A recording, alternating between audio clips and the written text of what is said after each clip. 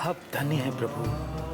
परिणाम की चिंता किए बिना अपने वचन की पूर्ति हेतु अपने सूक्ष्म शरीर को उस बालक के स्थूल शरीर में स्थापित कर दिए।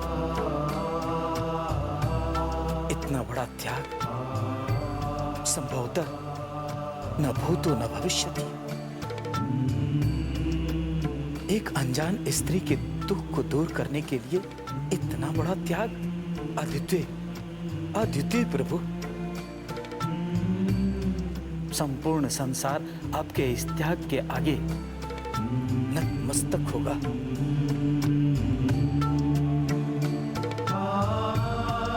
ऋषिवर, ये तो मैं नहीं जानता कि मैंने क्या किया है, किंतु इतना अवश्य जानता हूँ कि मैंने वही किया जो एक धर्मशील प्राणी को करना चाहिए था। और फिर हमारा जीवन है किस लिए? परोपकार के लिए ही तो है। दूसरों की रक्षा एवं सेवा ये जीवन की दिशा ही तो है। दुख और कष्ट में किसी भी व्यक्ति की सहायता करने से कोई भी बड़ा धर्म नहीं होता है ऋषिवर। धर्म का वास्तविक अर्थ ही है धारण करना, अर्थात दूसरों के दुख को स्वयं धारण करना तथा उस दुख को दूर करने के लिए उसी प्रकार प्रयासक होना जिस प्रकार वो स्वयं के लिए प्रतिशील होता है। जिस व्यक्ति का आचरण ऐसा होता है वही धर्मशील प्राणी है ऋषिवर। एकमात्र उसी का जीवन सफल है ऋषिवर।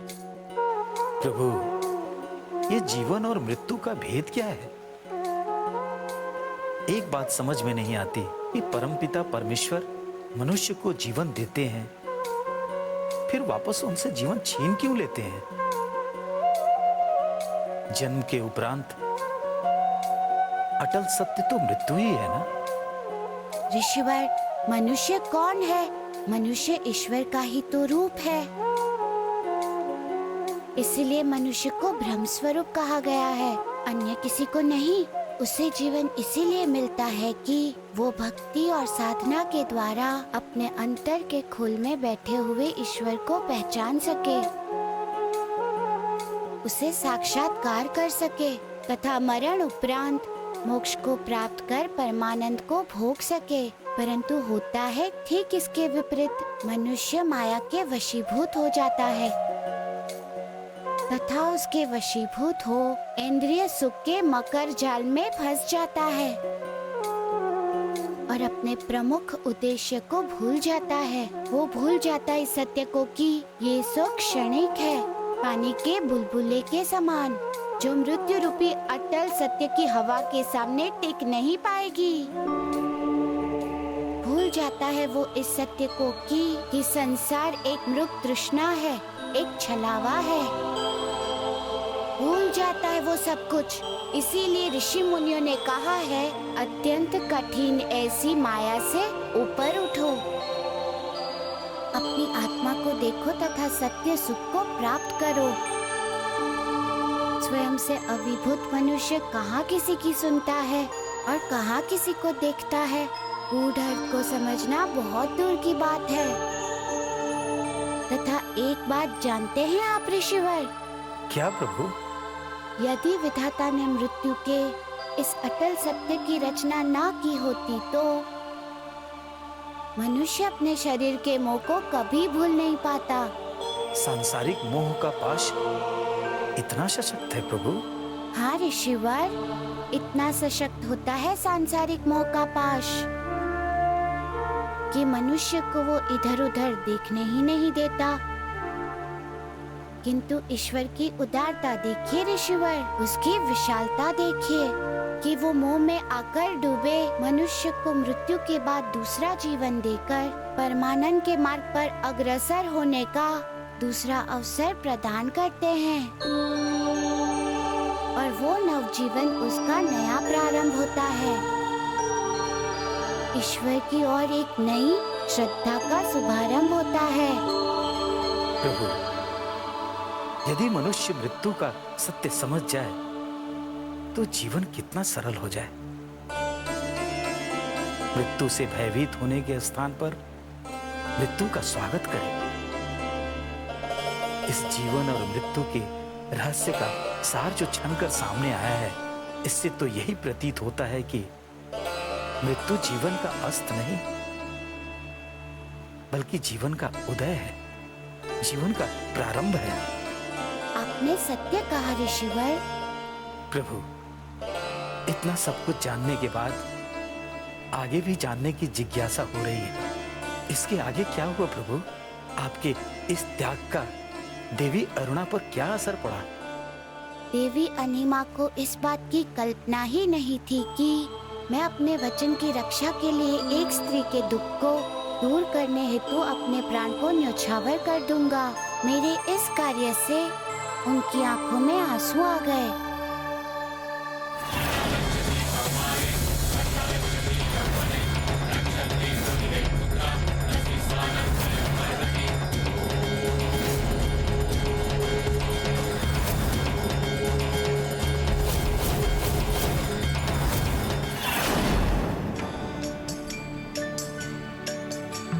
और ये सब कुछ देवी अनिमा ने मेरी परीक्षा लेने के लिए तथा संसार को ज्ञान देने हेतु अपनी माया से रचा हुआ था।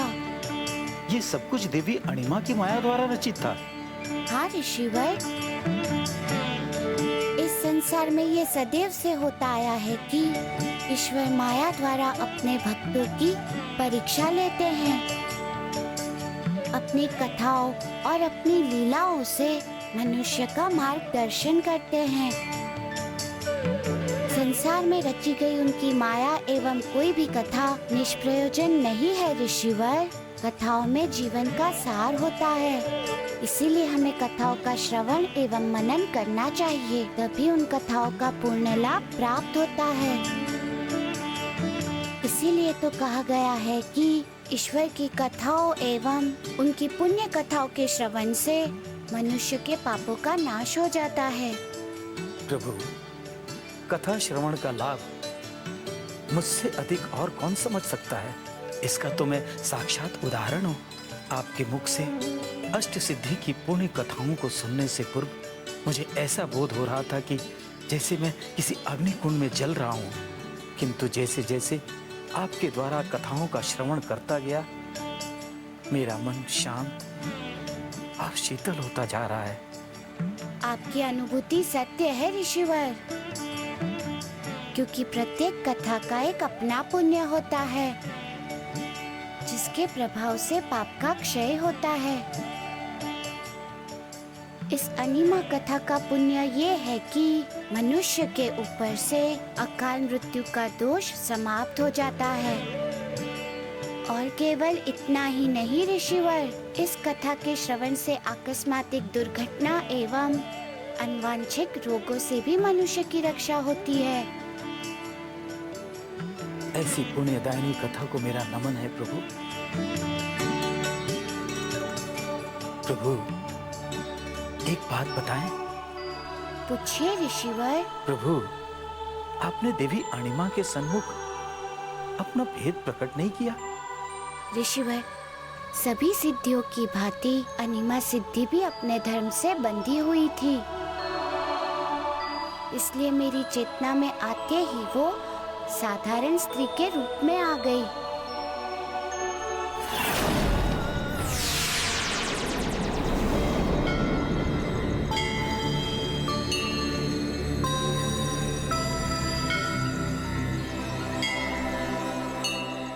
मारुति, मुझे समझ नहीं आ रहा है मैं तुम्हें क्या कहूँ। इस संसार का सबसे बड़ा त्यागी, सबसे बड़ा परोपकारी अथवा सबसे बड़ा करुणा निधान तुम्हारे उपकार एवं संकल्प के समक्ष शब्दों की शक्ति क्षीण हो गई है, बौनी हो गई है मेरी वाणी। क्या कहूँ तुझे, कैसे कहूँ?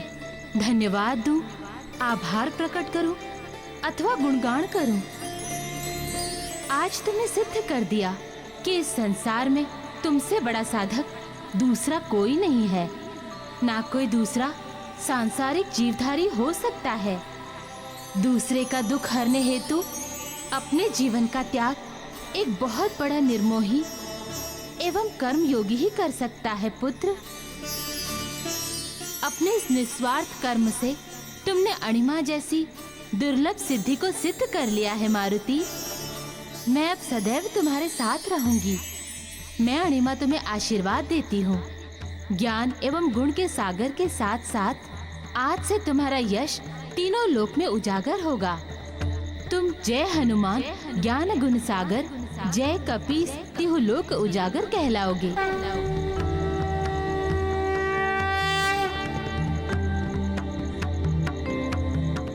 अब मुझे तुम्हारे सूक्ष्म शरीर को तुम में पुनः स्थापित करना होगा मारुति।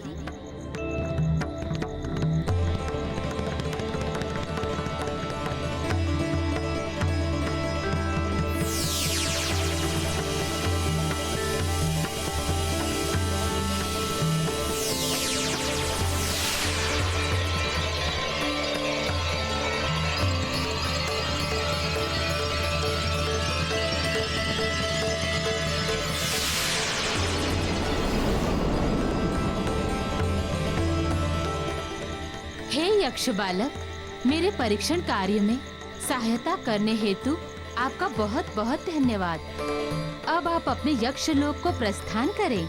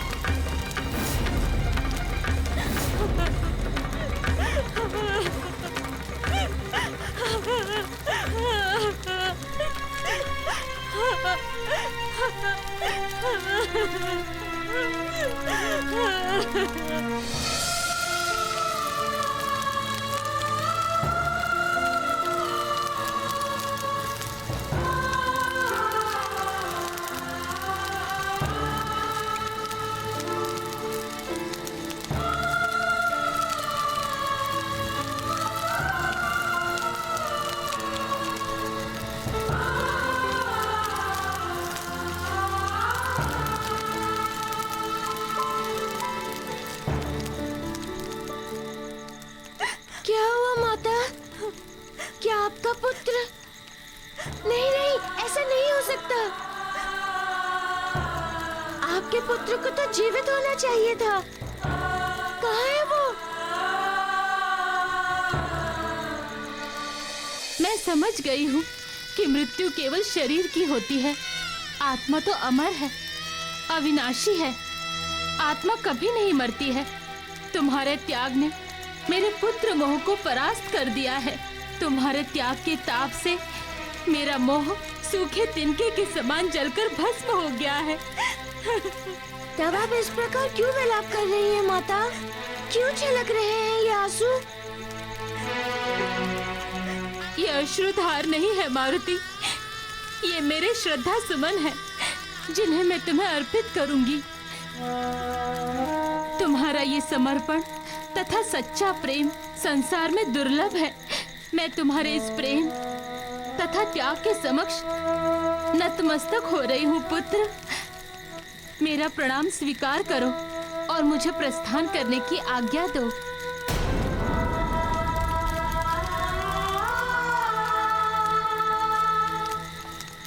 देखो, मैं भी कितनी स्वार्थी हूँ। तुमने मेरी इतनी सहायता की और मैंने तुमसे ये भी नहीं पूछा कि तुम्हारा गंतव्य कहाँ है, कहाँ जा रहे हो तुम? माता, मैं सिद्धि लोक जा रहा हूँ, किंतु मार्ग को लेकर बहुत आश्वस्त नहीं हूँ कि यही वहाँ पहुँचने का सही मार्ग है। चिंता त्याग दो। तुम जिस मार्ग पर चल रहे हो वो उचित मार्ग है। तुम्हारी सिद्धि लोक की यात्रा अति शीघ्र पूर्ण होगी। ये एक माँ का आशीर्वाद है।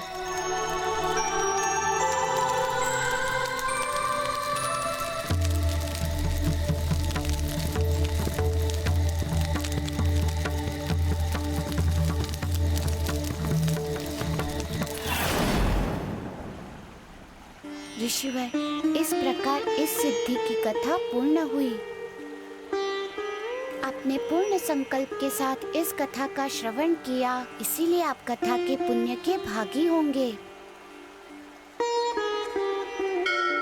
तथा वशिता एवं इशिता सिद्धि की कथा के बाद, इस तीसरी अष्ट सिद्धि अनिमा की कथा के बाद आपके पूर्व कर्मों के पाप और अधिक नष्ट हो गए हैं। प्रभु, आप दया निधान हैं, आप विघ्न नाशक हैं प्रभु, दुख हरता है, सुख करता है। प्रभु, ये आपका ही प्रभाव है कि मेरे पापों का अंत हो रहा है। ऋषिवर, अष्ट सिद्धि की प्रत्येक कथा का अपना एक विशेष महत्व है। उनमें जीवन के विविध ज्ञान छुपे हैं। अनिमा सिद्धि की इस कथा में त्याग के महत्व को समझाया गया है। त्याग अर्थात मोह का त्याग, मोह पर विजय। मनुष्य के मुक्ति के मार्ग में तो यही मोह तो बाधा है। जब तक मनुष्य अपने मोह अथवा स्वार्थ पर विजय प्राप्त नहीं कर लेता तो तब तक उसका जीवन निरर्थक है। इस सत्य को समझना परम आवश्यक है ऋषिवर।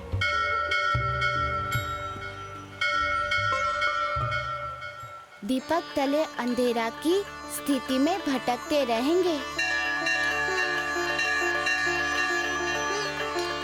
नारायण नारायण, धन्य है प्रभु हनुमान, आप कितनी सरलता से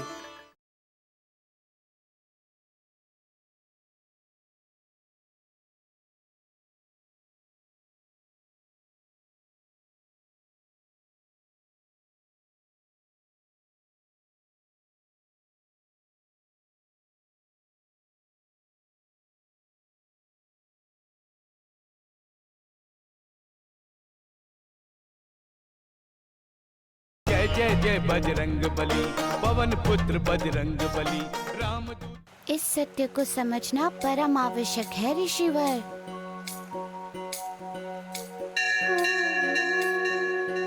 कि मनुष्य का केवल स्वयं के विषय में सोचना उसकी जड़ता है। इसके विपरीत जब वो दूसरों के विषय में सोचता है, संसार के लिए सिद्धांत एवं स्वार्थ का त्याग करता है, तभी वो वास्तव में जीवन में प्रथम बार उस परम पिता ईश्वर को अनुभूत करता है, जो सबके भीतर समान रूप में विद्यमान है। ये पंक्तियाँ किसी अन्य के भीतर स्वयं को खोजने एवं जीतने के समान है। उस स्त्री की सहायता मैं इसीलिए कर रहा था ऋषिवर, क्योंकि उसका दुख सच्चे अर्थ में मेरा ही दुख था। उसके अंतर में मैं भी था। जब वे स्वार्थ को त्याग देते हैं तो ऐसी सच्ची अनुभूति हमारे हृदय में जन्म लेती है। अपने अहंकार एवं मनो को त्याग कर ही इस सत्य को पाया जा सकता है ऋषिवर, कि हम सब एक ही भ्रम के अंश हैं। दीपक तले अंधेरा की स्थिति में भटकते रहेंगे। नारायण नारायण, धन्य है प्रभु हनुमान, आप कितनी सरलता से आपने सबके हृदय में वास करने वाले ईश्वर का संदेश दे दिया। केवल अज्ञानी पुरुष ही अपने त्याग का अभिमान करते हैं। वास्तव में जब हम किसी की सहायता करते हैं तो यदि उस समय हमारे हृदय में ये भाव आ जाए कि हमने उनकी सहायता की है, तो यही हमारा अभिमान है। तथा इसके विपरीत सच्चा त्याग, सच्ची सहायता वही है जिसे करके हमारा हृदय आनंद से भर जाए। उस माता के समान जो अपनी संतान को अपने अंग से लगाकर अनुभूत करती है। देवों, जब हम इस संपूर्ण सृष्टि में सभी प्राणियों के सुख दुख में स्वयं को संबद्ध अनुभूत करते हैं, बस वही क्षण होता है जब हमारा अहंकार मिट जाता है तथा हमें सच्चे ज्ञान एवं सच्चे निसर्गित सुख की प्राप्ति होती है। नारायण नारायण। ऋषिवर, कथा श्रवण का समय आज समाप्त हुआ। कल पुनः ब्रह्म मुहूर्त में नई कथा का वाचन करूंगा। जो आज्ञा प्रभु।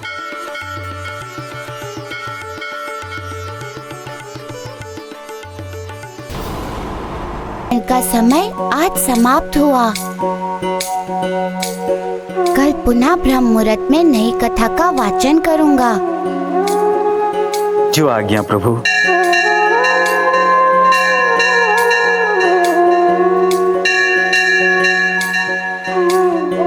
नारायण नारायण। धन्य है ऋषि अंगिरा आप, जो स्वयं महाप्रभु के मुख से इस पाप नाशनी पावन अष्ट सिद्धि की कथा का श्रवण कर रहे हैं। किंतु देवर्षि, शुक्राचार्य तो पुनः उनके पुण्य कर्म में विविधता उपस्थित करने जा रहे हैं।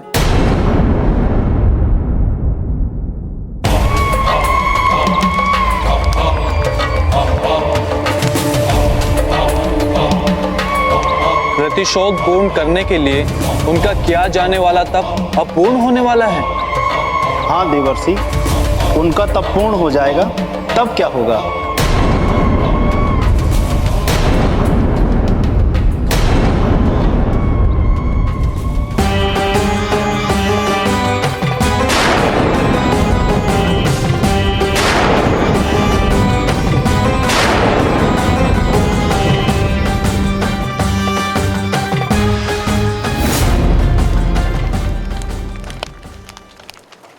अंगिरा, आज अधर्म के मार्ग पर मैं केवल तुम्हारे कारण, तुम्हारे ही कारण मैं अपने अधिकार से वंचित हो गया हूँ। तुम्हारा छल शूल बनकर मेरे हृदय में घुस गया है।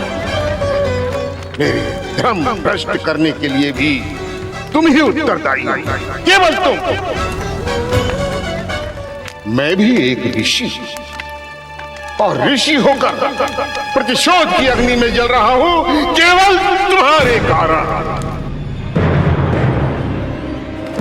पाप तुम करो और फल मैं भोग रहा हूं। मैं तुम्हारे विनाश की नई नई योजनाएं बनाने, नए नए उपाय सोचकर पथ भ्रष्ट कर दिया है तुमने मुझे अंगिरा। किंतु मैं रघुपुत्र शुक्राचार्य तुम्हें कभी अपने पाप से मुक्त नहीं होने दूंगा, कभी नहीं। तुम भी उसी प्रकार संसार की सबसे भयानक अग्नि, जठार अग्नि में जलती रहोगे। ये मेरी प्रतिज्ञा है मेरी।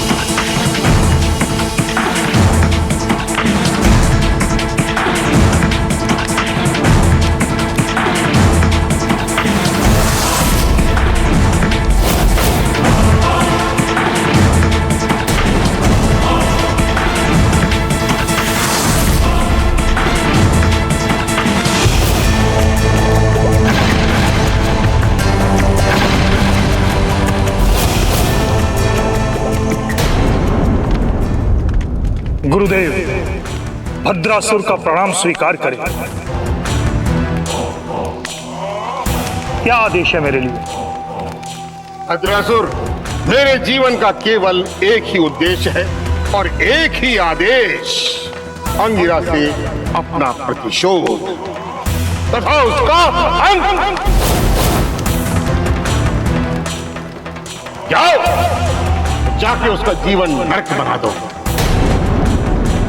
जिस प्रकार हमारे असुर पाताल लोक की अग्नि में झुलस रहे हैं, उस अंगिरा को भी अपनी जठार अग्नि में जलाओ, ताकि उसे अनुभूति तो हो कि देवताओं ने असुरों के साथ कैसा न्याय किया है।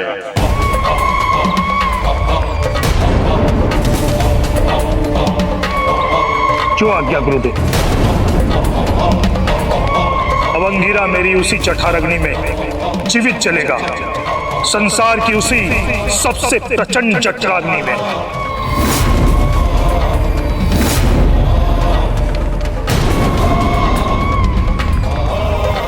जो आज्ञा गुरुदेव।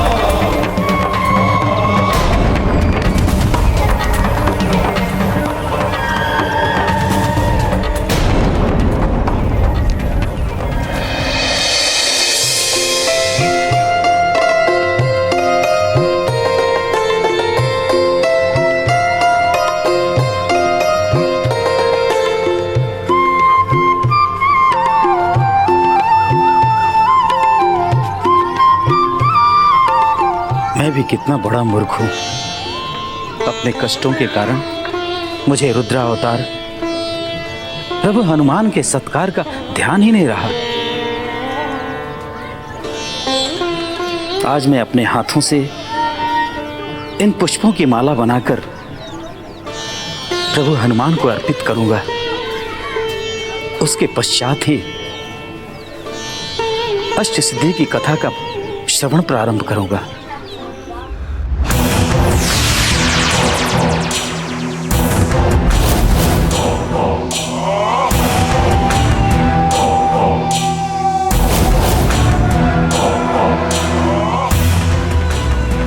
बोल अंगिरा, तुझे जो कुछ करना था तूने कर लिया। अब जो करना है वो मुझे करना है, और जो मैं करूंगा वो तेरे लिए असह्य होगा, असह्य। अब तू जीवन पर्यंत मेरी जठराग्नि में चलता रहेगा।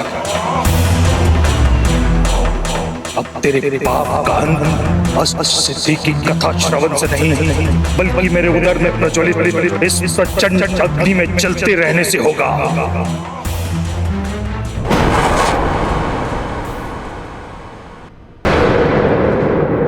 भद्र पुरुष, कौन हो तुम?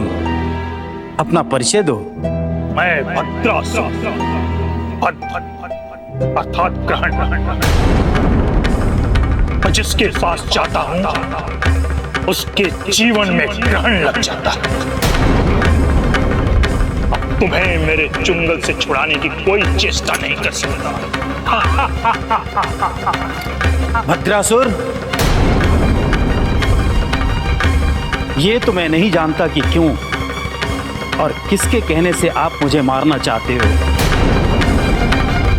किंतु इतना अवश्य जानता हूं कि मनुष्य के पाप कर्मों का फल उसे स्वयं भोगना पड़ता है।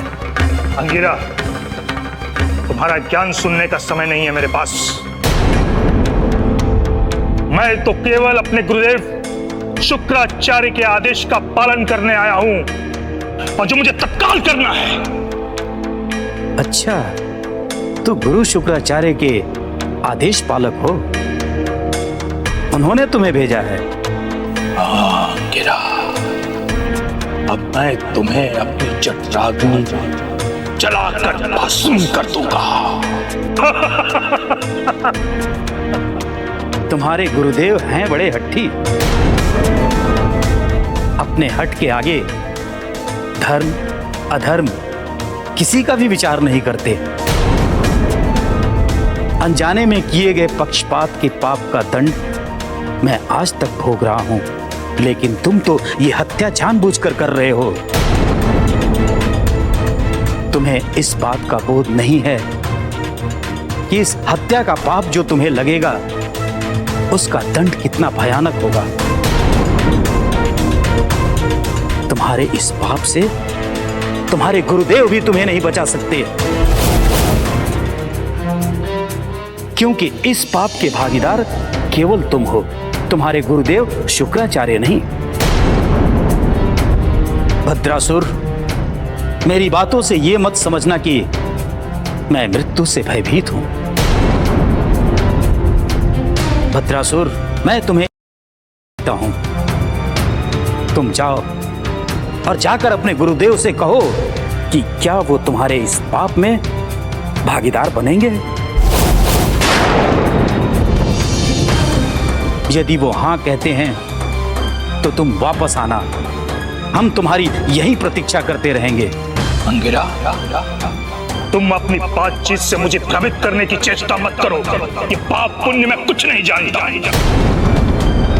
मैं तो केवल अपने गुरुदेव शुक्राचार्य के आदेश का पालन करने आया हूं।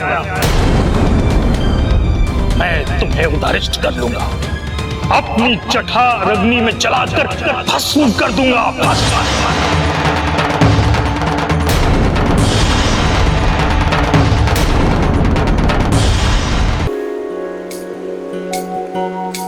प्रभु, महाबली काका, आप आ गए? आप मुझे याद करें और मैं ना आऊं? किंतु प्रभु, आपने मुझे याद किया है, इसका अर्थ तो ये है कि सिद्धि की एक और कथा आपने संपन्न कर ली है। हाँ महाबली काका, मैंने ऋषि अंगिरा को सुनाते हुए अनिमा सिद्धि की कथा इन भोजपत्रों पर संतुलित कर दी है। अब संसार के कल्याण के हेतु आप पूर्व कथाओं के भांति इस कथा को प्रचारित करने का दायित्व वहन करें, ताकि संसार अनिमा सिद्धि की इस पावन कथा को जान सके तथा कथा के पुण्य से लाभित हो सके। ये लीजिए।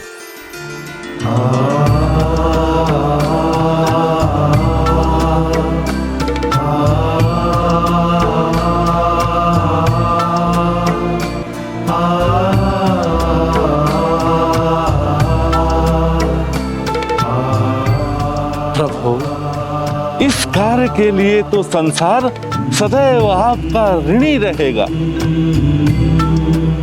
और ये कथा लिपिबद्ध हो गई, इससे सदा सदा के लिए ये कथा जीवंत हो गई।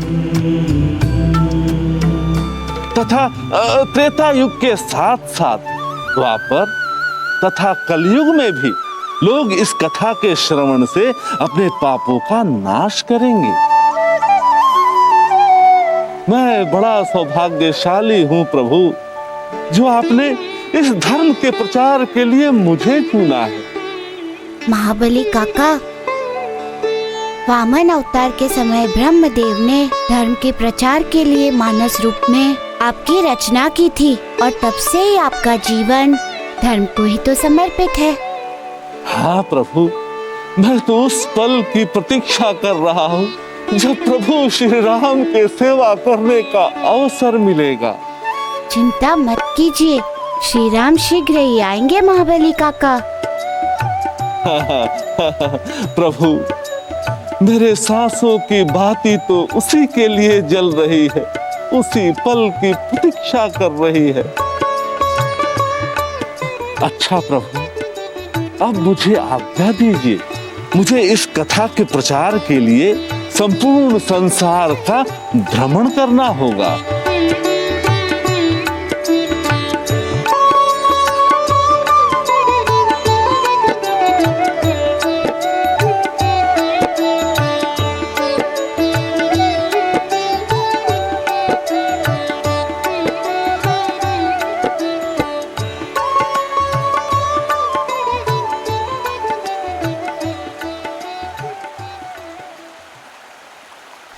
कथा श्रवण का समय हो चुका है, परंतु अभी तक ऋषि अंगिरा आए क्यों नहीं है? ऋषिवर स्वयं कभी विलंब नहीं करते। उन्हें विलंब तब भी होता है जब वो किसी संकट में फंसे होते हैं। तो क्या उन्हें भी मुझे देखना होगा उन्हें।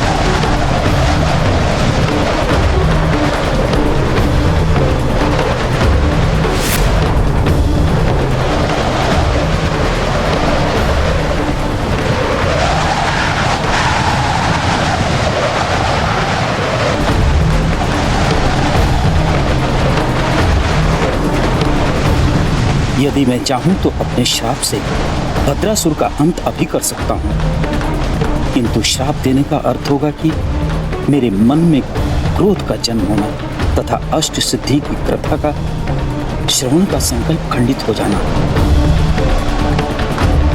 इसलिए मुझे अपने जीवन की रक्षा के लिए कोई और मार्ग ढूंढना चाहिए। क्या हो सकता है वो मार्ग? हाँ, मुझे भाग जाना चाहिए।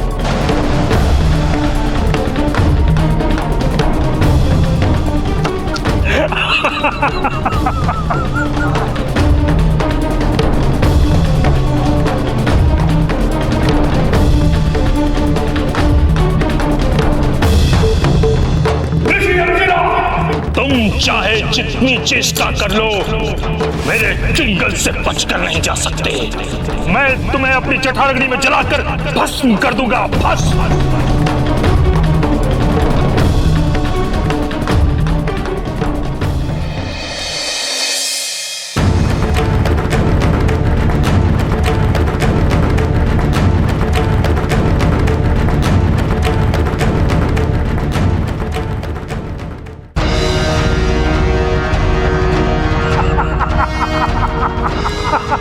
अंगिरा, आज तुम बच नहीं पाओगे।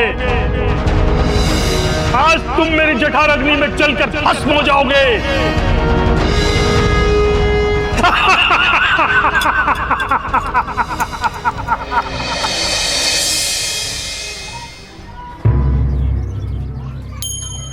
मैंने ऋषिवर को तो प्रत्येक स्थान पर देख लिया, अब मैं उन्हें कहाँ देखूं? जिस स्थान पर वो प्रतिदिन सूर्यदेव को अर्घ्य देते हैं, वहाँ भी नहीं है वे। अब तो यही एक पुष्टवाटी का मात्र स्थान है जहाँ उनके होने की संभावना हो सकती है।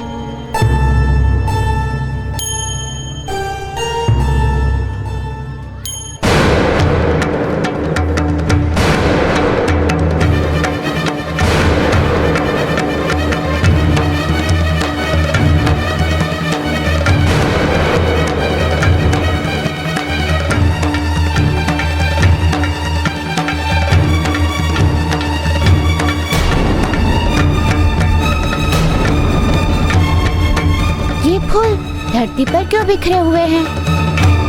इसका अर्थ के ऋषिवर यहाँ आए थे और पूजा के लिए पुष्प एकत्रित कर रहे थे, किंतु फिर वो यहाँ से गए कहाँ? ऋषि अंगिरा, आप कहाँ हैं?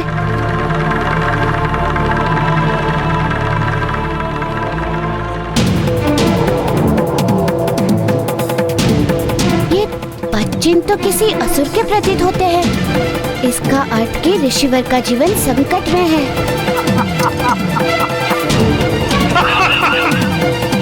मुझे उनकी रक्षा करनी होगी।